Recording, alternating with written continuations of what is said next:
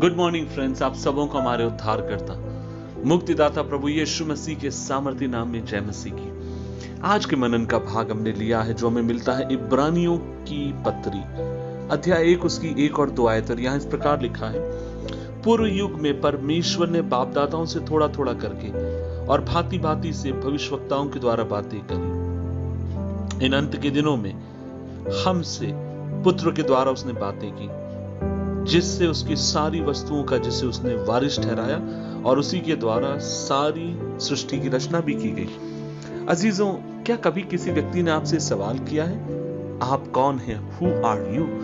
और आप क्या करते हैं? What do you do?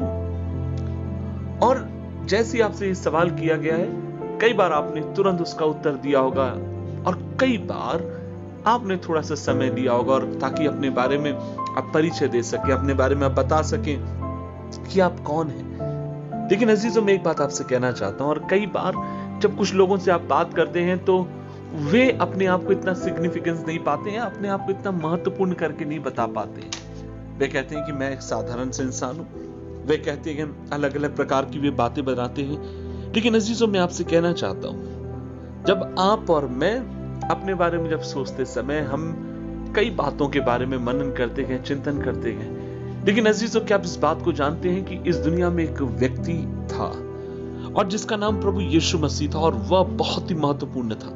परमेश्वर का वचन कहता है, जो कोई उसके पीछे चलता था या जो कोई उसके पीछे चलता है वह अपने मूल्य को पहचान पाता है। जो कोई उसके पास आता है पर वह उसके जीवन से यह सवाल हटा देता है कि वह कौन है, क्योंकि ऐसे व्यक्ति के भीतर प्रभु यीशु मसीह इस बात का दृढ़ निश्चय देते हैं कि जो कोई इस पर विश्वास करता है और उसे प्रभु जानकर स्वीकार करता है, वह परमेश्वर की संतान है। अजीजों, जब यीशु मसीह इस दुनिया में थे, वे बहुत महत्वपूर्ण थे।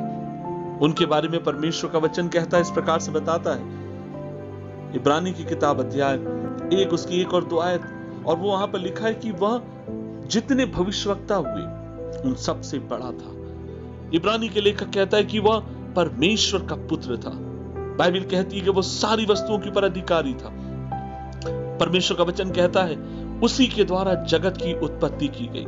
परमेश्वर का वचन यह भी कहता है, 3 पद में लिखा है 1:3 में, वह हमारे पापों से हमें शुद्ध करता है। अजीजों, परमेश्वर का वचन यह भी कहता है कि वह बाप के दाहिने हाथ पर बैठा हुआ है। वह सर्वांग सुंदर है, स्वर्गदूतों से ऊपर है, सब कुछ उसके अधीन में कर दिया गया है। और अजीजों, परमेश्वर ने उसे अधिकार दिया ताकि वो हमेशा के लिए इस धरती पर शासन करने पाए, आने वाले युग में वो अधिकारी हो। अजीजों, एक बात मैं आपसे कहना चाहता हूं, आप अपने बारे में जब सोचते समय कई बार आपको सोचना होता है और आप ये सोचते होंगे कि मैं इतना महत्वपूर्ण नहीं हूं इस दुनिया में।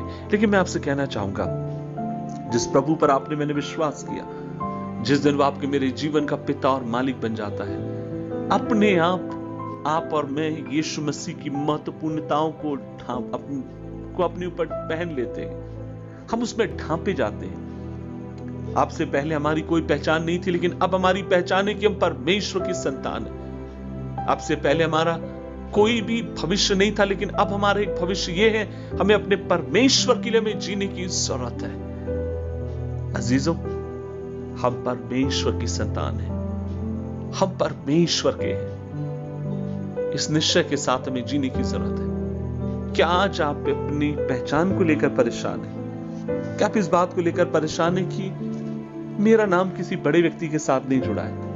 काश मेरा पिता अंबानी होता, काश मैं बड़े घर में पैदा होता, काश ये काश वो।